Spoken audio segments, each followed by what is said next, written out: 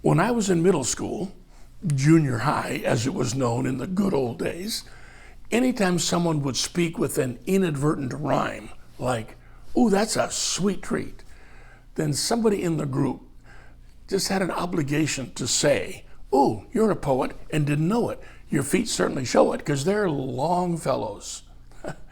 Well, it was funny back then. But there was a poet named Henry Wadsworth Longfellow, famous for his poem, The Midnight Ride of Paul Revere, but loved for his poem of The Christmas Bells.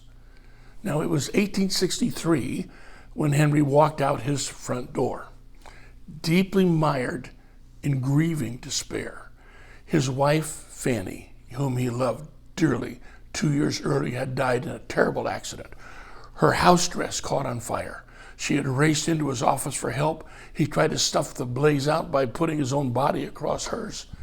It didn't work, and she died. He was severely burned. The pain to his body was terrible, but the pain to his soul was intolerable. And so for the next 2 years, Henry just moved slowly through the process of grief, wondering what could have been, what might he have done.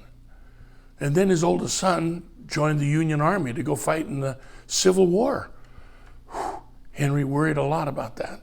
And sure enough, December the 1st that year, a telegram came from the War Department. His son had been wounded in action in the Battle of Mine Run.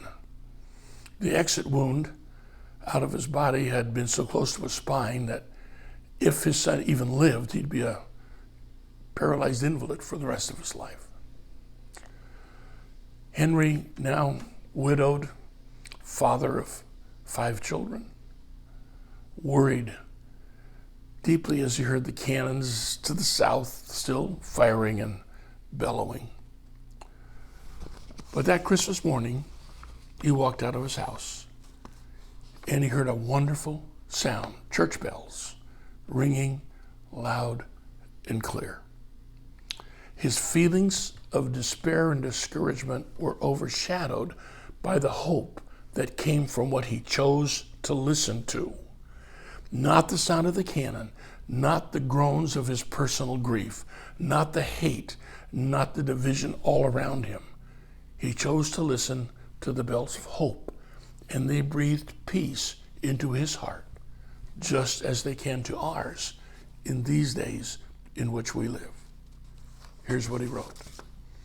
I heard the bells on Christmas Day, their old familiar carol play, and wild and sweet the words repeat of peace on earth, goodwill toward men.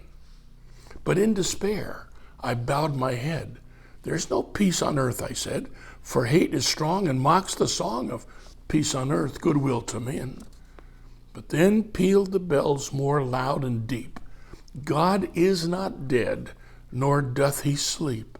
The wrong shall fail, the right prevail, with peace on earth, goodwill to men. So, all ye of restless heart, please listen to the bells.